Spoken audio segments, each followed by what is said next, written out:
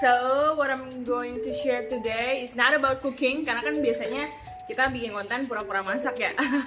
Cuman di kesempatan kali ini saya akan lebih banyak menceritakan dan sharing tentang pengalaman saya selama kuliah S1 di Universitas Tikubang Semarang. Oke, mungkin kita long story short intro kali ya, lagu Keles gitu ya.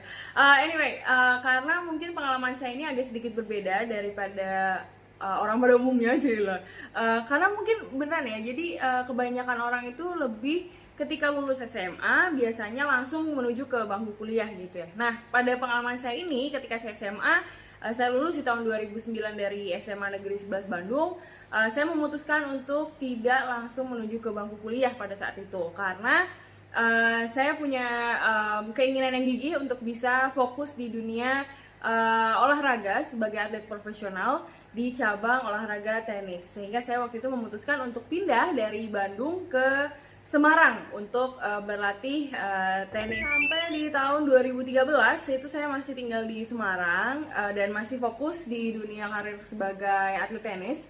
Namun di tahun tersebut adalah tahun terberat untuk saya karena di tahun tersebut saya mengalami cedera yang cukup serius dan saya tidak bisa bermain sebagai atlet tenis lagi secara maksimal, sehingga saya harus menggantungkan raket gitu ya, ibaratnya pensiun dini ya, di waktu yang sangat muda gitu. Dan di situ jujur saya down banget karena ibaratnya yang lagi sayang-sayangnya tiba-tiba harus putus gitu aja gitu ya. Aduh, jadinya benar-benar saya down dan harus mencari cara untuk bisa move on. Dan salah satu cara move on saya pada saat itu, karena saya sudah tinggal di Semarang, saya melihat bahwa ada kayak keinginan untuk kembali ke dunia pendidikan. Satunya adalah meneruskan kembali untuk kuliah gitu. Dan pada saat itu karena saya sudah bekerja ya di pagi hari sebagai part-timer di salah satu tempat usaha di Semarang, saya memutuskan untuk cari kampus yang ada kelas karyawan gitu. Jadi saya nyarinya yang pertama yang ada akreditasinya baik dulu, terus kedua yang ada kelas karyawan gitu. Dan akhirnya saya menjatuhkan pilihan saya ke Unisbank. Pada saat saya di Unisbank, pada saat saya searching juga tentang Unisbank, saya juga harus menentukan jurusan kan ya, gitu kan. Dan di situ karena saya sudah banyak teman di kosan yang waktu itu sudah mulai tesis dan juga skripsi gitu ya, saya nggak pengen kayak mereka yang kebanyakan bilang kalau misalnya, aduh ini kayaknya salah jurusan deh gue, karena gue gak suka nih udah mau tesis dan sebagainya, gak bisa lulus dan sebagainya. Jadi karena saya melihat pengalaman mereka itu, jadinya saya benar-benar memantapkan hati di mana saya harus mengambil jurusan. Jadi pada saat itu saya memutuskan untuk mengambil jurusan manajemen di Fakultas Ekonomika dan Bisnis. Simple sih alasannya gitu kan ya, kalau ditanya kenapa gitu kan, kenapa milih manajemen gitu, karena pada saat itu saya cuma berpikiran apa ya yang kira-kira ilmunya general dan gonna be impact for hidup saya gitu, even ke daily life juga kan kayaknya kita pakai manajemen gitu. Jadi waktu itu alasan pertama saya adalah memilih jurusan manajemen karena bersinggungan dengan kehidupan sehari-hari. Semester pertama, nah itu ya, semester pertama dan semester kedua itu benar-benar jadi tempat adaptasi untuk saya. Jadi ibaratnya karena saya off nih otaknya di dunia pendidikan selama 4 tahun gak pernah sekolah gitu ya, kebanyakan di lapangan, jadi taunya bola sama raket sama lapangan gitu doang ya. Jadinya saya sempet agak jet lag gitu ya, karena di awal semester 1 pun saya terlambat masuk gitu. Orang 3 minggu, kalau nggak salah 3 atau 2 minggu gitu, saya baru masuk ke kampus gitu ya di semester 1. Karena pada saat itu, karena saya gagal move on ya, saya kembali lagi ke rumah sakit untuk berobat karena waktu itu saya cedera lagi, karena saya masih iseng-iseng main tenis gitu kan. Jadi dan beberapa masih ada kontrak untuk main tenis gitu. Jadi akhirnya saya masuk lagi ke rumah sakit gitu kan. Tapi ya itu ya, waktu di semester 1 itu ketika saya masuk ke kampus, ngelihat 3 minggu yang lain sudah bisa, udah jauh banget, sementara saya baru masuk. Jadi agak-agak struggle gitu ya, ibaratnya kalau lihat orang lain atau mahasiswa lain itu udah pada bisa lari gitu kan, sementara saya masih ngesot. Jadi akhirnya saya memutuskan untuk benar-benar belajar ekstra keras gitu ya, dan pada saat itu teman terdekat saya adalah perpustakaan. Karena saya benar-benar gak ada blank gitu loh, ini apaan ya, kok mereka udah sampai sini gitu. Jadi saya benar-benar ngejar itu gitu. Begitu juga di semester 2 saya masih adaptasi dengan teman-teman, masih adaptasi dengan gimana cara bekerja kelompok dengan baik dan benar kayak gitu. Jadi semester 1 dan 2 itu adalah betul-betul semester yang membuat saya harus adaptasi dengan lingkungan pendidikan. Di semester 3 ya, itu tahun 2014, semester 3 dan juga semester 4, 2014, 2015 gitu ya.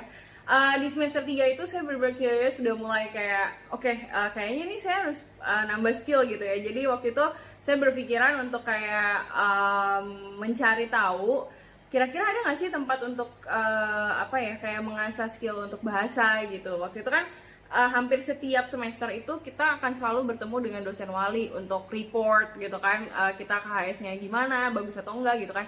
Pada saat saya report ke ibu dosen wali saya, waktu itu Ibu Sri Sudarsi, beliau menyarankan saya untuk lihat di unit kegiatan mahasiswa yang ada di Unisbank. Salah satunya adalah ECC, yaitu English Conversation Club. Saya bergabung dengan ECC dan saya cukup intens ya dengan UKM tersebut. Saya sering latihan dan sebagainya. Di semester 4 itu akhirnya saya terpilih menjadi the president of English Conversation Club pada saat itu gitu ya. Saya juga sempatnya kaget gitu loh kalau misalnya nominasi menjadi calon ketua gitu kan.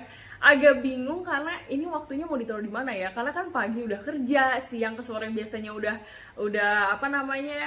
ngerjain tugas kuliah gitu kan, terus sore sampai ke malam juga kuliah gitu. Tapi ada waktu itu feeling aja kayak I think this is the right time to learn gitu. Jadi kayaknya pengalaman ini nantinya akan sangat berharga untuk saya gitu kan. Dan betul ya, karena pada saat itu saya berpikiran bisa mengimplementasikan ilmu-ilmu manajemen apa saja yang bisa saya berikan di dalam organisasi tersebut. Dan pada saat di tahun itu saya dan tim ECC membuat beberapa event dan kegiatan untuk belajar bareng bahasa Inggris untuk conversation terutama, dan berkolaborasi banyaknya dengan para native speakers. Semester 5 ya, semester 5 dan 6. Semester 5 itu saya masih sibuk dengan kuliah juga gitu kan, karena kuliah sama UKM, ketua UKM, dan tiba-tiba di tengah-tengah juga itu disarankan waktu itu tiba-tiba didaftarin gitu sama salah satu dosen FBIB, Fakultas Bahasa dan Ilmu Budaya, yaitu Mem Agnes,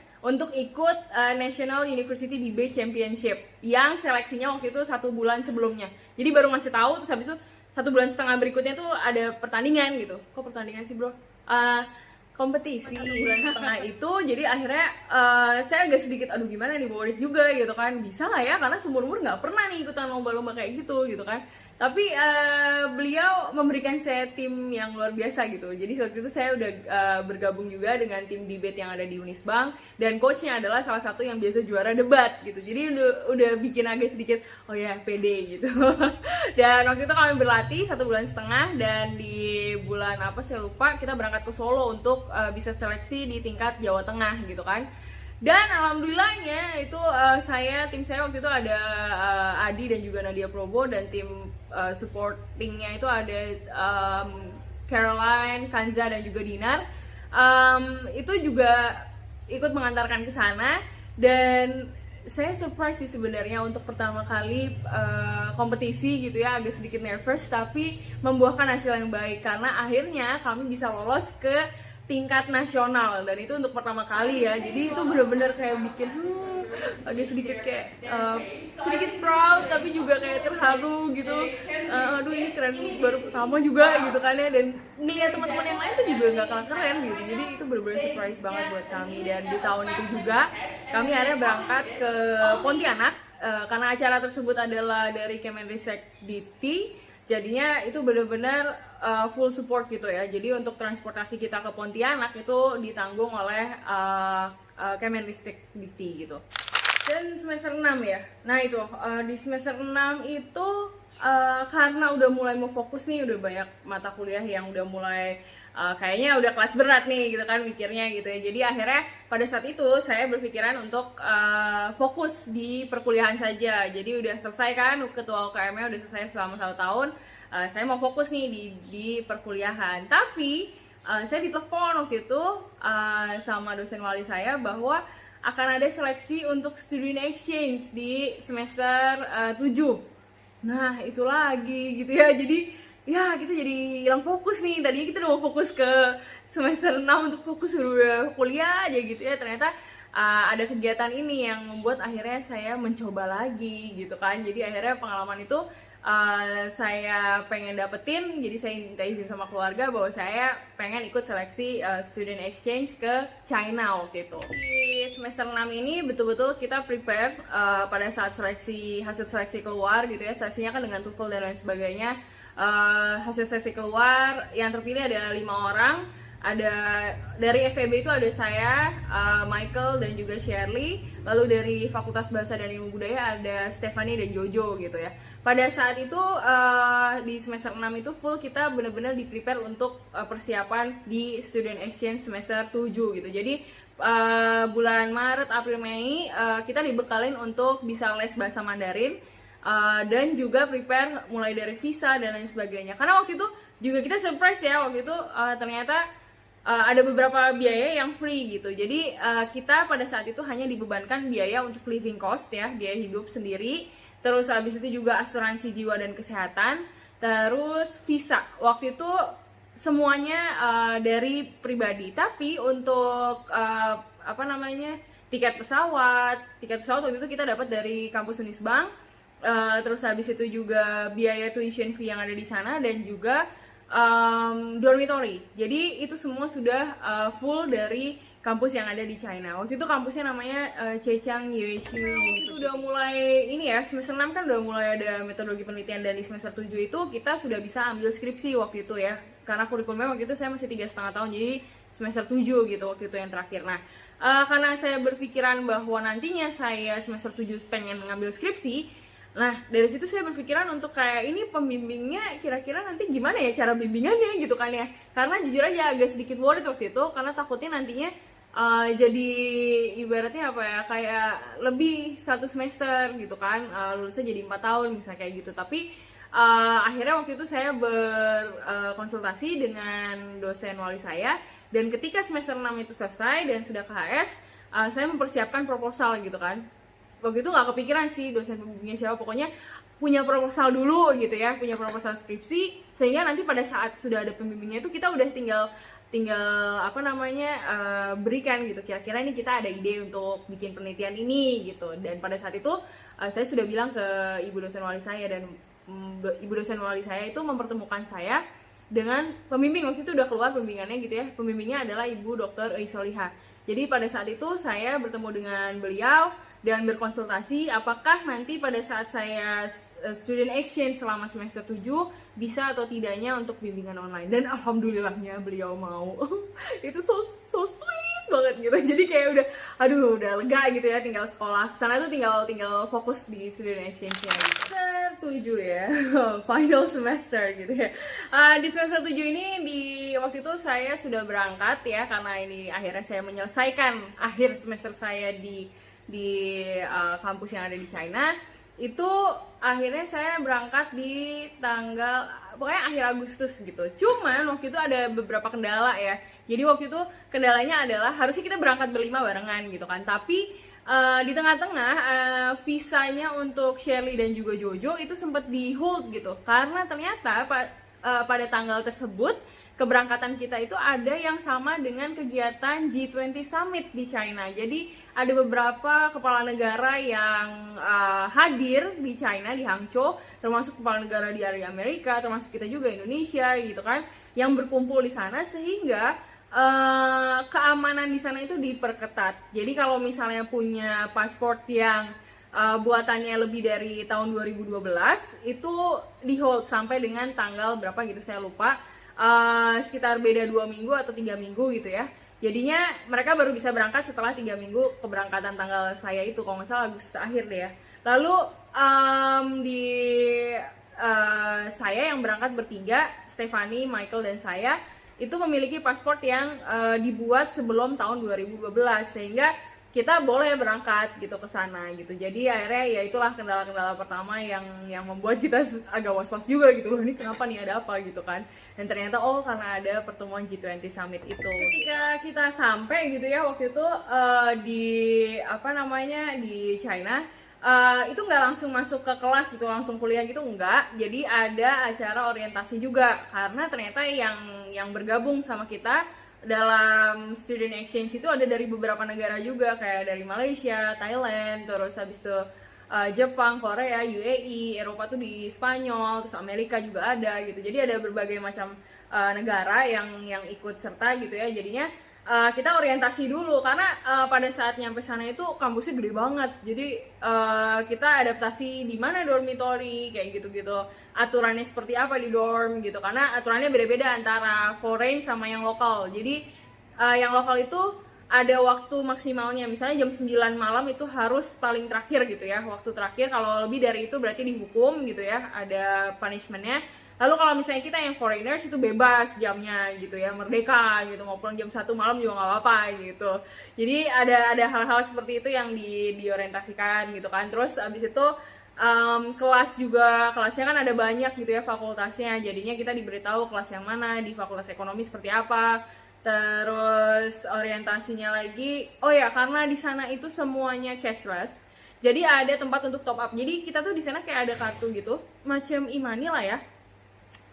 Itu kayak kita harus top up kalau misalnya mau beli makanan, mau beli apa aja deh, mau fotokopi, mau ngeprint dan sebagainya, kita cuma pakai itu. Atau kalau misalnya sudah punya Alipay ya pakai Alipay aja udah cukup gitu kan. Cuman kita kan foreigners waktu itu, jadi kita belum daftar Alipay waktu itu gitu. Jadi akhirnya kita adaptasi sama hal itu juga gitu. Terus lalu si kartu itu juga bakalan jadi ini apa namanya, yang kita agak sedikit surprise tuh, meteran air. Jadi kita kalau beli air hangat tuh bayar guys gitu.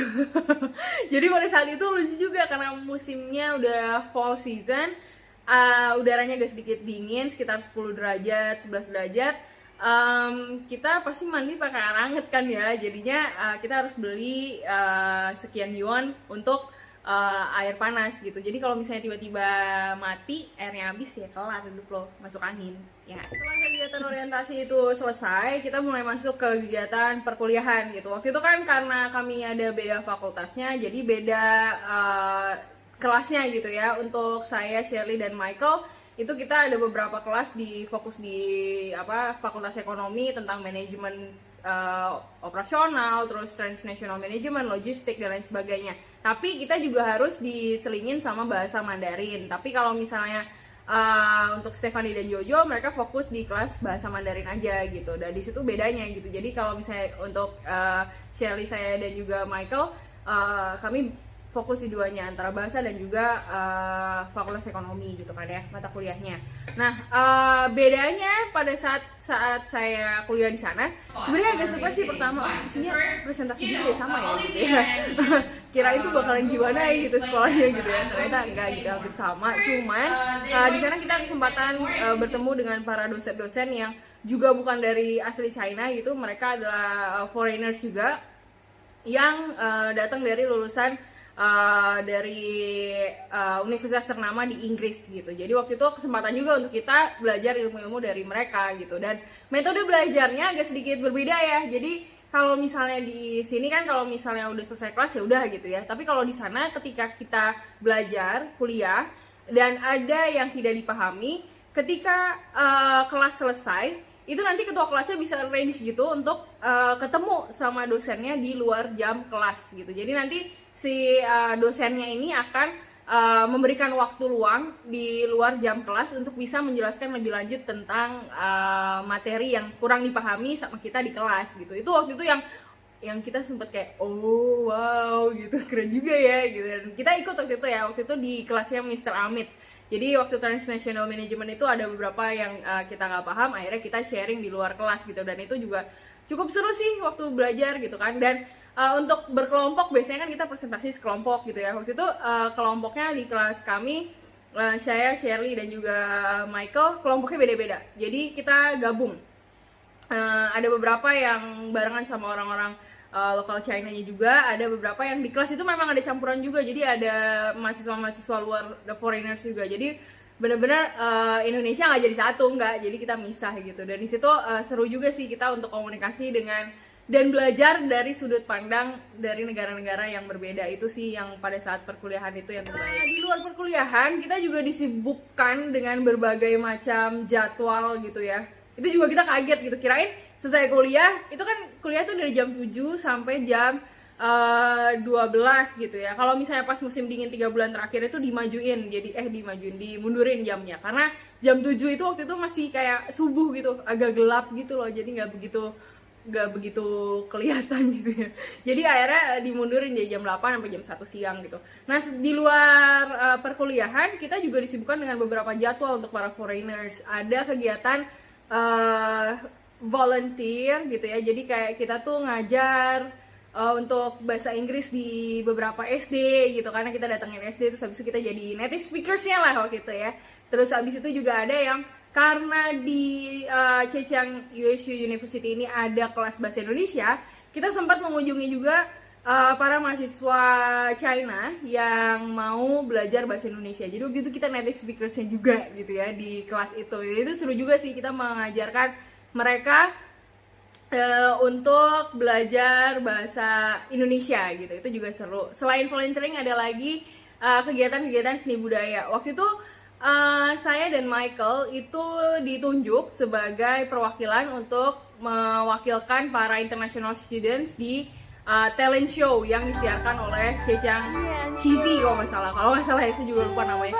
Tapi itu bener-bener pengalaman yang luar biasa banget ya. Jadi saya dikasih waktu 2 bulan untuk 1 bulan apa 1 bulan setengah, saya lupa, 1 bulan setengah kalau nggak salah, untuk berlatih untuk bisa perform di Hangzhou gitu. Jadi bener-bener itu surprise banget lah. Itu saya bener-bener latihan nyanyi, ya acting, ya dancing gitu. Jadi itu bener-bener kayak apa ya, pengalaman yang luar biasa lah untuk mempelajari seni budaya yang ada di China gitu. Tapi selain seni budaya China yang kita pelajarin, kita juga diberi kesempatan untuk memperkenalkan seni budayanya Indonesia. Jadi kadang-kadang kita juga sering dipanggil untuk perform gitu ya, perwakilan Indonesia gitu. Kalau nggak nyanyi itu yang paling superior yang paling oke itu adalah Jojo. Karena waktu itu Jojo itu mewakilkan kita dari Indonesia untuk bisa memperlihatkan traditional dancing di China waktu itu. Jadi benar-benar itu kesempatan yang luar biasa juga untuk punya kesempatan memperlihatkan budaya asli Indonesia. Event-event yang dibuat sama pihak kampus sana untuk para foreigners, kita juga pribadi masing-masing gitu ya, gabung kadang-kadang sama foreigners yang lainnya gitu. Ada yang dari Jepang, ada yang dari Korea, untuk bisa traveling bareng, atau bahkan sama language partnersnya adalah salah satu teman yang kita ada di lokal China itu. Kita gabung untuk selalu traveling gitu. Setiap minggunya tuh ada aja, kalau nggak cuma sightseeing di kota tersebut, kita juga seringnya keluar kota gitu. Dan waktu itu bahkan yang paling terkesan untuk saya adalah saya bela-belain deh sarapan cuma pakai mantau doang 2.000 gitu ya. Waktu itu kan 1 yuannya 2.000, hanya untuk bisa pergi ke Disneyland gitu kan, karena harga tiketnya itu mahal banget. Udah harga tiketnya hampir 1 juta gitu kan, 1 orang. Terus habis itu keretanya ke Shanghai itu juga karena pakai kereta cepat ya, jadinya cukup mahal. Keretanya itu harganya sekitar 1 kali jalan itu hampir 500-an lah gitu kan. Jadi ya bener-bener mahal ya waktu itu ya. Jadinya ya udah nabung lah kita gitu kan. Di push banget deh itu namanya living cost. Dan salah satu lagi kesempatan yang paling amazing untuk saya adalah bisa datang ke event olahraga dunia gitu. Pada saat itu yang ada di situ adalah ATP Masters untuk Shanghai Rolex Masters. Itu salah satu, karena saya jiwanya pemain tenis gitu ya, saya kesana untuk nonton si Rafael Nadal, Djokovic dan kawan-kawannya, dan itu khusus cowok doang gitu. Jadi kayak oh my god, amazing banget lah. Itu tuh paling membuat saya memiliki kenangan yang indah aja. Gitu. Akhirnya sampailah di penghujung tahun ya, karena tidak terasa banyaknya kegiatan, kita sudah mulai untuk persiapan juga untuk ujian akhir semester gitu ya, sama kayak yang ada di Indonesia. Kita juga ada UAS di student exchange itu. Terus kita juga prepare untuk pulang ke Indonesia di akhir Januari. Nah, pada saat kita udah sampai di Indonesia, saya diberitahu oleh dosen wali saya bahwa jika saya bisa mempersiapkan, ketika saya sampai tuh baru banget sampai, beliau yang jemput, beliau mengatakan bahwa kalau saya bisa mempersiapkan persiapan ujian sidang itu dalam waktu seminggu, saya bisa daftar untuk gelombang yang kedua gitu kan. Jadi akhirnya saya ketika sampai berarti baru tarik napas, hello Indonesia gitu ya. Tiba-tiba udah kayak aduh, udah harus kerja keras lagi gitu. Tapi itu benar-benar karena saya benar-benar pengen lulusnya cepet gitu ya, jadi kayak pengen 7 semester aja. Jadinya ya udah saya benar-benar kerja keras untuk mempersiapkan ujian sidang, terus habis itu juga bimbingan yang tadinya online terus jadi tatap muka juga, memperbaiki hal-hal yang kurang, terus mempersiapkan untuk ujian sidang, dan akhirnya saya dapat alhamdulillah di gelombang kedua di bulan Februari, dan akhirnya wisuda di bulan April. Pengalaman plus-plus saya selama kuliah S1 di Universitas Tiko Bang Semarang, karena benar ya, selama kuliah itu nggak cuma perkuliahan aja yang saya dapatkan, tapi juga pengalaman yang di luar kuliah justru jauh lebih banyak daripada kuliahnya gitu ya. Jadi buat saya itu benar-benar sangat-sangat bermanfaat, apalagi dengan pada saat itu saya pertama kali bergabung itu dengan rasa keputusasaan saya karena harus kehilangan karir saya yang benar-benar saya sukai. Itu benar-benar membuat saya tuh berpikir bahwa 3,5 tahun itu saya melalui proses yang akhirnya berhasil untuk move on. Dan saya makanya di video ini, kalau misalnya ada dosen-dosen Unisbank yang melihat video ini, saya betul-betul mau berterima kasih karena berkat dosen-dosen yang ada, juga teman-teman saya yang membantu saya untuk support selama kuliah gitu ya, itu benar-benar membuat saya mampu untuk move on dari rasa keputusasaan, sehingga akhirnya saya punya harapan lagi gitu untuk create goals lainnya gitu. Jadi ya itu benar-benar luar biasa banget, pengalaman yang benar-benar akhirnya berdampak kepada hidup saya. So saya berharap juga nih dari video ini agar nantinya juga bisa bermanfaat untuk teman-teman yang lain yang mungkin lagi melewati hal-hal yang crisis in your life gitu. Jadi mungkin ada suatu hal yang kita bisa sharing juga, bahwa emang kalau kita kehilangan sesuatu maka akan selalu ada harapan baru di situ. Jadi jangan pernah merasa putus asa karena akan selalu ada jalan gitu. Aku jadi terharu kayak nangis ya. Okay, so thank you for listening, and thank you for your attention in this video. Terima kasih udah menonton sampai dengan di akhir. Saya berharap video ini juga sangat bermanfaat. Jangan lupa untuk subscribe and also give your thumbs up. And mungkin kita bisa sharing di comments. So I will see you in the next video.